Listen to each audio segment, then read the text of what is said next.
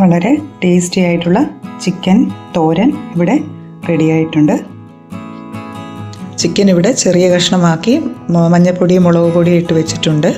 മറ്റ് ഇൻഗ്രീഡിയൻസ് സവോള ഒരു 2 സവോള അരിഞ്ഞു വെച്ചിട്ടുണ്ട്, വെളുത്തുള്ളി, ഇഞ്ചി, ചെറിയ ഉള്ളി, തേങ്ങ, അതുപോലെ ആവശ്യമായ ഗരം മസാല, കറിവേപ്പില. ഇത്രയുമാണ് നമുക്ക് ആവശ്യമായിട്ടുള്ള ഇൻഗ്രീഡിയൻസ്.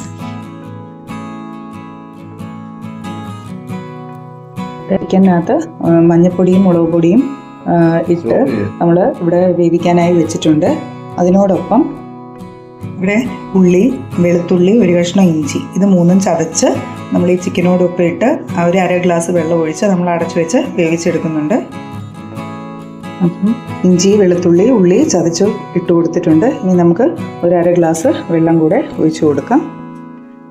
ഇതിനി ഒരു അടച്ചു വെച്ച് ഒന്ന് കുക്ക് ചെയ്തെടുക്കണം. ആ സമയം കൊണ്ട് നമ്മൾ എടുത്തു വെച്ചിരിക്കുന്ന തേങ്ങയും ഈ മസാലയും ചേർത്ത് ഒന്ന് ചതച്ച് വയ്ക്കാം. ചിക്കൻ പകുതി വെന്ത ഉടനെ നമ്മൾ ഈ ചതച്ച് വെച്ചിരിക്കുന്നത് അതിനോടൊപ്പം ഇട്ട് കൊടുക്കുന്നുണ്ട്. ചെറിയ കഷ്ണങ്ങളായി അരിഞ്ഞ ചിക്കൻ ഇവിടെ ഉള്ളി ചതച്ചത്, ഇഞ്ചി, വെളുത്തുള്ളി, മുളക് പൊടി, മഞ്ഞൾപ്പൊടി ഇത്രയും ചേർത്ത് നന്നായി ഒരു പകുതി ആകുന്നിടം വരെ പകുതി വെന്തിട്ടുണ്ട്. ഇതിലേക്ക് നമ്മൾ അരച്ചു വെച്ചിരുന്ന അരപ്പിട, തേങ്ങയും പെരുംജീരകവും പട്ട, ഗ്രാമ്പു, ഏലക്ക, ഈ മസാലകളും ചേർത്ത് അരച്ച അരപ്പ് ഇതിലേക്ക് ഇട്ട് കൊടുക്കാം. ഇത് പകുതി ചിക്കൻ വെന്തിട്ടുണ്ട്, ബാക്കി കൂടെ നമുക്ക് വെന്ത് കിട്ടട്ടെ. അപ്പോൾ ഈ വെള്ളമെല്ലാം ഒന്ന് പറ്റി നന്നായി ചിക്കൻ വെന്തിട്ടുണ്ടാവും.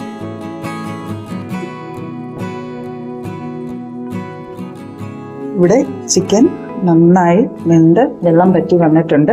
ഇനി നമുക്ക് ഇതിലേക്ക് സവോളയും അതുപോലെ തന്നെ കറിവേപ്പിലയും ചേർത്തൊന്ന് കടുക് പൊട്ടിച്ചൊഴിക്കാം. ഒരു പാൻ അടുപ്പത്ത് വെച്ച് കടുക് ഇട്ട് കൊടുത്തിട്ടുണ്ട്. അതിലേക്ക് നമ്മൾ എടുത്തു വെച്ചിരിക്കുന്ന സവോള, കറിവേപ്പില ഇട്ട് കൊടുക്കാം.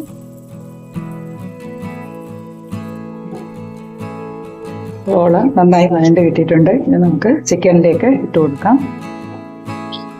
ഇത് ചിക്കനിലേക്ക് ഇട്ട് കൊടുത്തിട്ടുണ്ട്. നന്നായി ഇളക്കി യോജിപ്പിക്കാം. ഇത് ഒരു 1-2 മിനിറ്റ് ലോ ഫ്ലെയിമിലിട്ട് നന്നായി ഇളക്കി യോജിപ്പിക്കണം. ഈ അവസരത്തിൽ ഉപ്പെല്ലാം ഒന്ന് ചെക്ക് ചെയ്യുക. വളരെ ടേസ്റ്റി ആയിട്ടുള്ള ചിക്കൻ തോരൻ ഇവിടെ റെഡി ആയിട്ടുണ്ട്.